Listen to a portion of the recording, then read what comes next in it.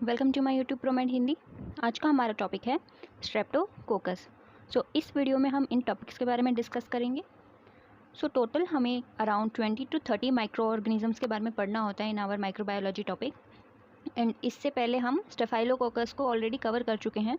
अगर आपको वो वीडियो देखना है तो आप मेरे चैनल पर जाके उसे सर्च कर सकते हैं। चलिए इसका इंट्रोडक्शन से स्टार्ट करते हैं। स्ट्रेप्टोकोकस क्या होता है? कोकाई मतलब दे आर स्फेरिकल शेप, यानी कि इनका जो शेप होता है माइक्रोब्स का, ये स्फेरिकल शेप होते हैं। एंड स्ट्रेप्टो मतलब कि इनकी जो कॉलोनीज फॉर्म होंगी इन द कल्चर मीडिया, वो आपको कुछ ऐसे चेन लाइक स्ट्रक्चर में नजर आएंगी। एंड इसके अपोजिट क्या होता है इन स्टेफाइलोकोकस में जो इन कॉलोनीज बनती थी वो होता था इन द ग्रुप्स की फॉर्म में, जैसे कि कोई बंच ऑफ ग्रेप्स रखा हो, इसलिए उसका जो नॉमेनक्लेचर है वो स्टेफाइलोकोकस होता है। एंड स्ट्रेप्टोकोकस में क्या होता है, ये चेन लाइक स्ट्रक्चर फॉर्म करते हैं।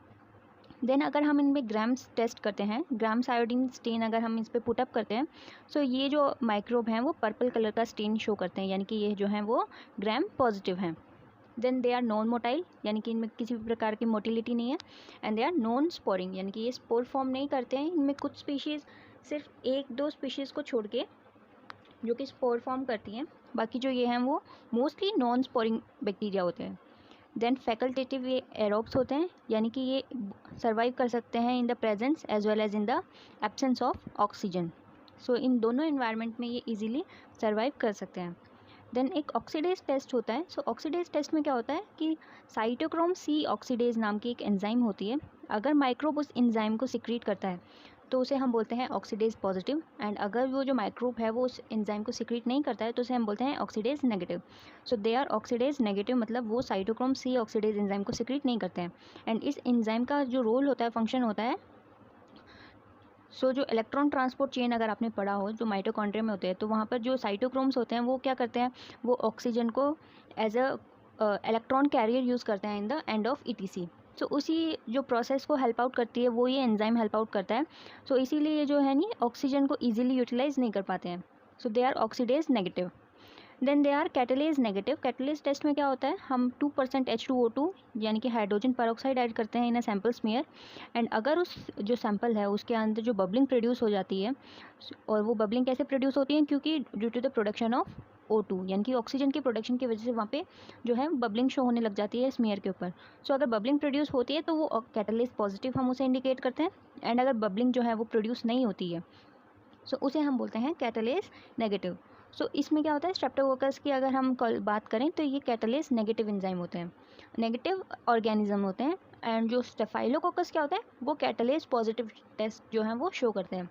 सिस्टेमिक बैक्टीरियोलॉजी में जब हम इनका क्लासिफिकेशन करते हैं, जो कैटलेस वाला जो पॉइंट है, इसके बेसिस पे हम किसी भी माइक्रोब को डिफ्रेंशिएट कर सकते हैं इन द, जो हम पता लगा सकते हैं कि भाई उसके अंदर स्ट्रेप्टोकोकस है या फिर स्टेफाइलोकोकस है।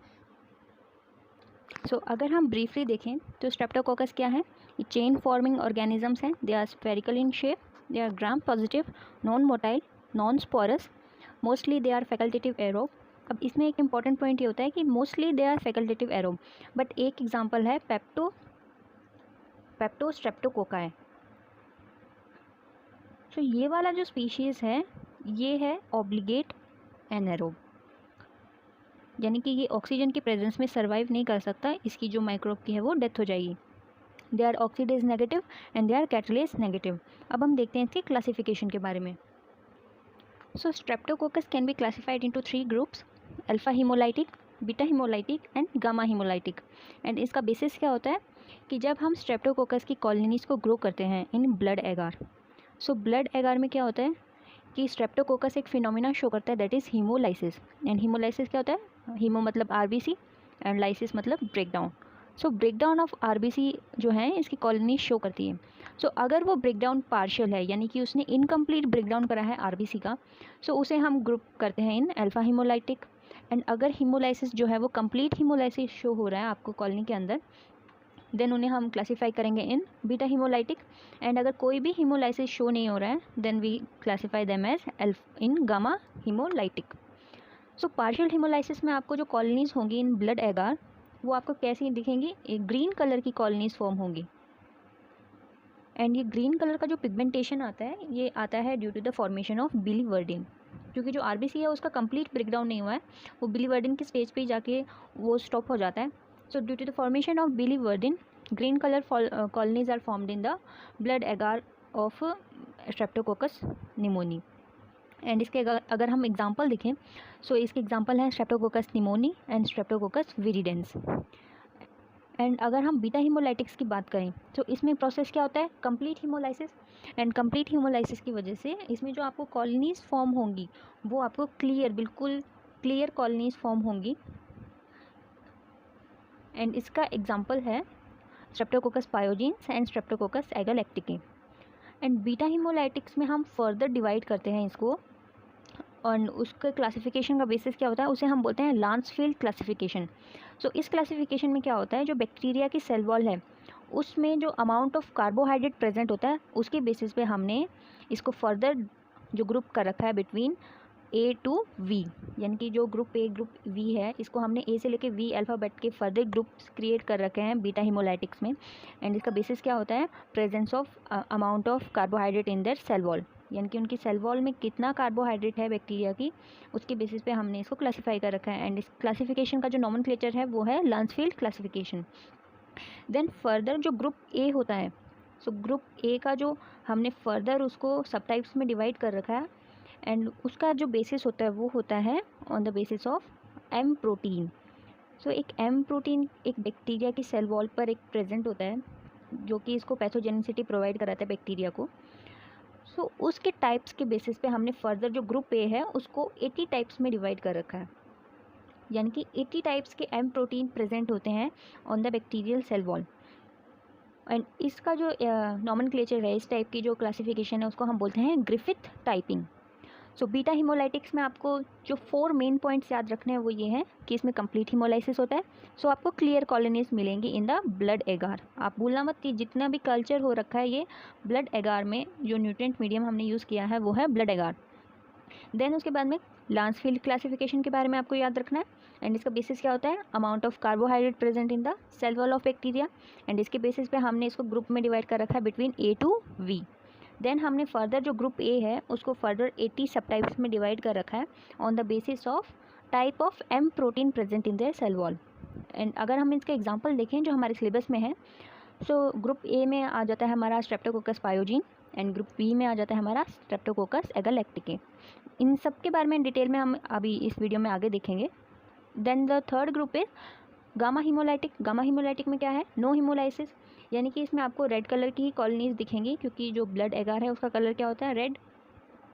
एंड इसका एग्जांपल है ग्रुप डी एंटेरोकोकस. एंड ये ग्रुप डी कैसे है, ग्रुप डी का जो बेसिस है वो है ये हमारा ग्रिफिथ टाइपिंग. सो ग्रिफिथ टाइपिंग का जो ग्रुप डी है उसके बेसिस पे हमने इसको एंटेरोकोकस के अंदर उसको हमने क्लासीफाई किया है. सो चलिए रिवाइज कर लेते हैं इसको. So streptococcus can be classified into 3 groups on the basis of their haemolysis. अगर पार्शियल हीमोलाइसिस होगा तो उसे हम अल्फा हीमोलाइटिक में रखेंगे, कंप्लीट हीमोलाइसिस होगा तो उसे हम बीटा हीमोलाइटिक में रखेंगे, एंड कोई भी हीमोलाइसिस नहीं होगा तो उसे हम गामा हीमोलाइटिक में रखेंगे. अल्फा हीमोलाइटिक में हमें ग्रीन कलर की कॉलोनीज मिलेंगी, बीटा हीमोलाइटिक में हमें क्लियर कॉलोनीज मिलेंगी, एंड गामा हीमोलाइटिक में हमें रेड कलर की ही कॉलोनी मिलेगी. अगर हम इसके एग्जाम्पल देखें, सो अल्फा हीमोलाइटिक्स के एग्जाम्पल हैं स्ट्रेप्टोकोकस निमोनी जो कि निमोनिया कॉज करता है, देन स्ट्रेप्टोकोकस विरिडेंस. अगर हम बीटा हीमोलाइटिक्स में देखें तो इसमें हमें लांसफील्ड क्लासिफिकेशन पढ़नी है. लांसफील्ड में क्या होता है कि कार्बोहाइड्रेट की कितना अमाउंट प्रेजेंट है बैक्टीरिया के सेल वॉल में, उसके बेसिस पे हमने उसको ए से लेके वी के अल्फ़ाबेट के ग्रुप्स में डिवाइड कर रखा है. देन ग्रिफिथ टाइपिंग में type of M protein present on bacterial cell wall हमने उसको 80 सब टाइप्स में डिवाइड कर रखा है. इसके एग्जांपल हैं ग्रुप ए का है एग्जांपल स्ट्रेप्टोकोकस पायोजीन जो कि जो कि मतलब गला ख़राब हो जाता है जब बहुत ज़्यादा, तो जिसे हम स्ट्रेप थ्रोट बोलते हैं. तो उसका जो पॉजिटिव ऑर्गेनिज्म है वो है हमारा streptococcus pyogenes. Then group B में है streptococcus agalactiae, and then group D that is enterococcus. And ये अल्फा गामा हीमोलाइटिक्स में कोई भी हीमोलाइसिस नहीं होती है. अब हम डिस्कस करते हैं जो ग्रुप ए के माइक्रोब्स हैं उसको ग्रुप बी से डिफ्रेंशिएट करने के लिए हम कौन से टेस्ट परफॉर्म करते हैं. So number 1 is bacitracin test. तो बेसिट्रेसिन टेस्ट क्या होता है, एक एंटीबायोटिक सेंसिटिविटी टेस्ट है. इसके अंदर क्या होगा, अगर हमने जैसे भी कोई भी कल्चर मीडिया ग्रो करा है जिसके अंदर स्ट्रेप्टोकोकस जो है वो बैक्टीरिया को हमने ग्रो करा है उस कल्चर मीडियम के अंदर, सो उसमें हम बेसिट्रेसिन की जो कैप्सूल्स ऐड कर देंगे, जो डिस्क है वो ऐड कर देंगे. एंड अगर उस डिस्क के आसपास जो बैक्टीरिया की कॉलोनीज़ हैं वो ग्रो कर जाती हैं, सो इसका मतलब वो उस पर बेसिट्रेसिन का कोई भी असर नहीं हुआ है, यानी कि वो जो है वो उससे रेसिस्टेंट है। एंड जो ग्रुप बी के जो माइक्रोब्स हैं स्ट्रेप्टोकोकस के, वो बेसिट्रेसिन रेसिस्टेंट होते हैं, यानी कि जो बेसिट्रेसिन एंटीबायोटिक है उनके ऊपर कोई भी इफेक्ट शो नहीं करता है। एंड अगर जो उसकी जो हमने डिस्क ऐड करा है एंटीबायोटिक का, उसके आसपास जो बैक्टीरिया की कॉलोनीज़ हैं वो ग्रो नहीं कर पाती हैं, आपको एक एम्प्टी स्पेस नज़र आता है, सो इसका मतलब वो जो है सेंसिटिव है, जो माइक्रोब है बेसिट्रेसिन से। सो जो ग्रुप ए के जो माइक्रोब हैं वो बेसिट्रेसिन सेंसिटिव होते हैं। देन एक फर्दर कैंप टेस्ट जो है वो परफॉर्म किया जाता है। ये बहुत ही फेमस टेस्ट है। सो कैंप टेस्ट में क्या करते हैं हम, स्टेफाइलोकोकस ऑरियस एंड जो स्ट्रेप्टोकोकस एगैलेक्टिके हैं, इनकी कॉलोनीज़ को ग्रो करते हैं इन ब्लड एगार। सो हम इनको ऐसे कुछ एक्सिस फॉर्म करते हैं, एक्स एंड वाई एक्सिस। सो अगर हमने जैसे यहाँ पर एस ऑरियस लिया है एंड यहाँ पर एस एगैलेक्टिके लिया है, तो ये आप अपनी जो है वो कन्वीनियंट के हिसाब से कर सकते हैं। सो इसमें क्या होगा कि ये दोनों ऑर्गेनिज्म को एक साथ ग्रो करने के लिए जो ब्लड एगार है, ब्लड एगार में ये जो फिनोमिना शो करेंगे वो होता है हीमोलाइसिस का। सो नॉर्मली ये जो हीमोलाइसिस शो करते हैं उसमें और कैंप टेस्ट में क्या डिफरेंस है। सो अगर नॉर्मल जो है वो हीमोलाइसिस ये शो करते हैं, सो नॉर्मली हीमोलाइसिस अगर ये शो करेंगे तो वो सिर्फ और सिर्फ उसी एरिया में शो करेंगे जहाँ पर ये इनकी कॉलोनीज प्रेजेंट होती हैं। बट अगर हम इन दोनों का कल्चर एक साथ करते हैं, सो ये एक फैक्टर प्रोड्यूस करते हैं, that is camp factor. So camp factor क्या करता है, इनकी हीमोलाइटिक की जो प्रॉपर्टी है उसको बहुत ज़्यादा इंक्रीज़ कर देगा। सो उस प्रॉपर्टी को इंक्रीज़ करने के बाद क्या होता है, जब भी हम कल्चर मीडिया को देखेंगे तो उसमें आपको एक ये बटरफ्लाई या सैटेलाइट टाइप का एक जोन नज़र आ जाएगा, जिसमें जो है वो हीमोलाइटिक जो प्रोसेस है वो आपको दिख जाएगा।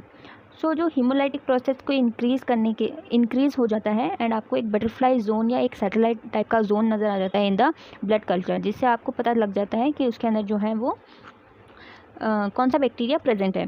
सो जो ग्रुप ए के जो बैक्टीरिया हैं वो नेगेटिव होते हैं कैंप टेस्ट के लिए, एंड जो ग्रुप बी के बैक्टीरिया होते हैं वो पॉजिटिव होते हैं कैंप टेस्ट के लिए। यानी कि पॉजिटिव का मतलब इसमें आपको ये जो सैटेलाइट जोन है वो दिख जाएगा in the blood culture, blood एगार में जब हम इनका कल्चर करेंगे। एंड जो अगर जो नेगेटिव है इसका मतलब इसमें उतना हीमोलाइसिस नहीं होगा जितना कि कैंप फैक्टर के प्रोड्यूस होने के बाद में होता है। देन थर्ड टेस्ट जो होता है वो होता है HHT टेस्ट। सो HHT का फुल फॉर्म क्या है, हिप्यूरेट हाइड्रोलाइसिस टेस्ट। सो हिप्यूरेट एक सबस्ट्रेट होता है जिसका हाइड्रोलाइसिस, लाइसिस का मतलब ब्रेक डाउन। तो हम क्या करते हैं, एक हिप्यूरेट नाम का सबस्ट्रेट ऐड करते हैं ब्लड कल्चर उसमें बैक्टीरियल कल्चर में, एंड अगर उसका लाइसिस हो जाता है in the glycine and benzoic acid, so इसका मतलब कि वो HHT पॉजिटिव है। एंड जो वो कल्चर है उसका कलर जो आपको है वो पर्पल कलर का दिख जाएगा टेस्ट ट्यूब के अंदर।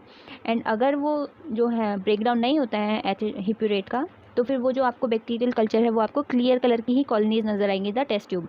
एंड ये ब्रेकडाउन कैसे होता है, by the production of a hippuricase enzyme. So अगर बैक्टीरिया इस एंजाइम को प्रोड्यूस करता है तो वो हिप्यूरेट का ब्रेकडाउन करता है in the glycine and benzoic acid. And glycine हमारा क्या है, अमाइनो एसिड। सो इससे भी हम डिफ्रेंशिएट कर सकते हैं between group A and group B.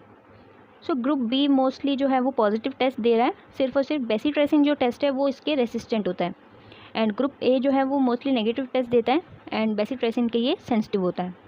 सो इस तरीके से हम इसको डिफ्रेंशिएट कर सकते हैं। अब हम इनके जो इंडिविजुअल एग्जांपल्स हैं इनके बारे में, इनके विरुलेंस फैक्टर के बारे में, इनका कौन सा कल्चर मीडिया होता है, कौन से डिजीज़ कॉज करते हैं, उसके बारे में हम इसके नेक्स्ट वीडियो में डिस्कस करेंगे। Thanks for watching Promed Hindi.